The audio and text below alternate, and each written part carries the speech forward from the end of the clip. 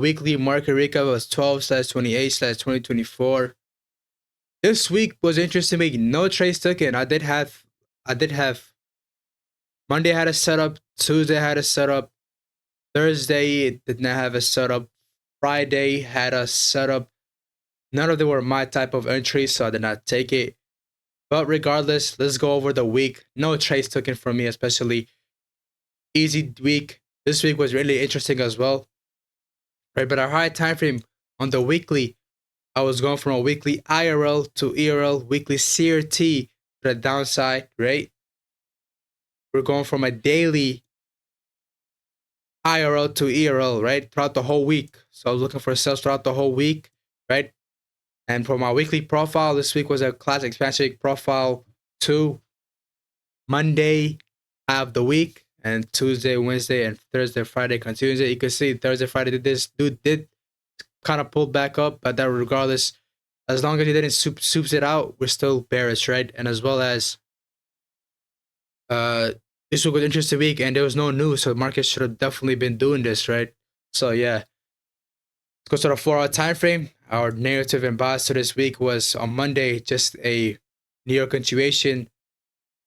We're in the European region, so let's go to the 5-minute. We had an hourly CRT as well right over here, so looking to continue to the downside. Hourly CRT, which is at 7 a.m. Pacific time. You can see market went up, tap the CRT, tap the IRL. So we go from IRL to Euro and Ali as well. We had our Model 1. This was the actual Model 1 I'm looking for, right? It was not the body of the Model 1. It was the actual Model 1, right? But this Model 1 offered me less than 2 RR. It was a 1.8 RR. So I disregarded this as my setup.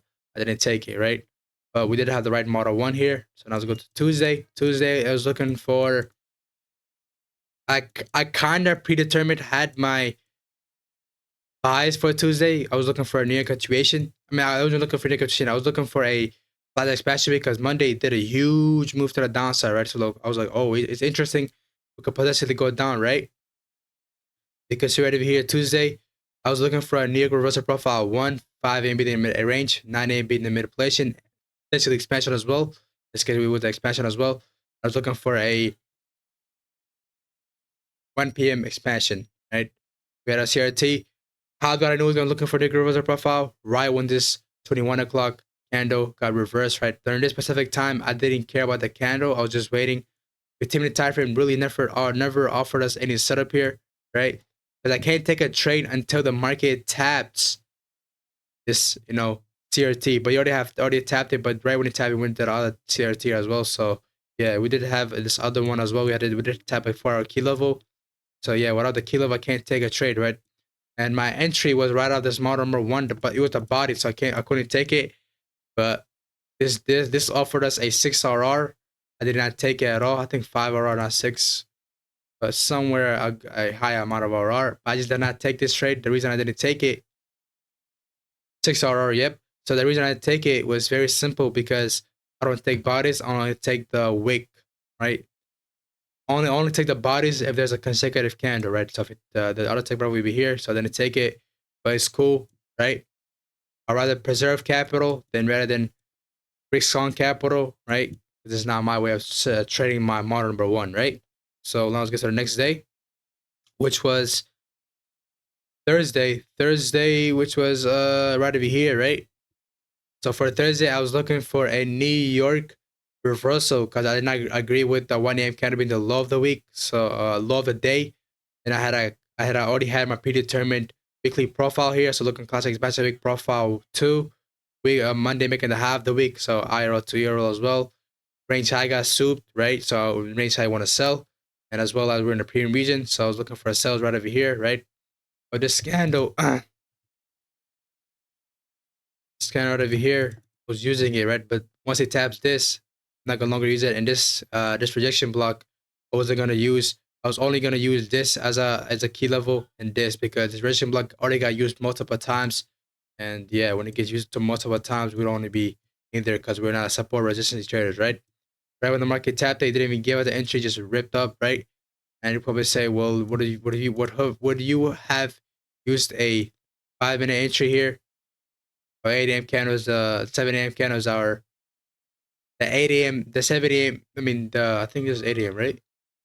The 8 a.m. candle was our CRT, but the CRT low got purged, right? So I was like, okay, low got purged, I can't use it, right? Because I go against my bias, right? Eventually look for a 15-minute now, right? Scale of 15-minute.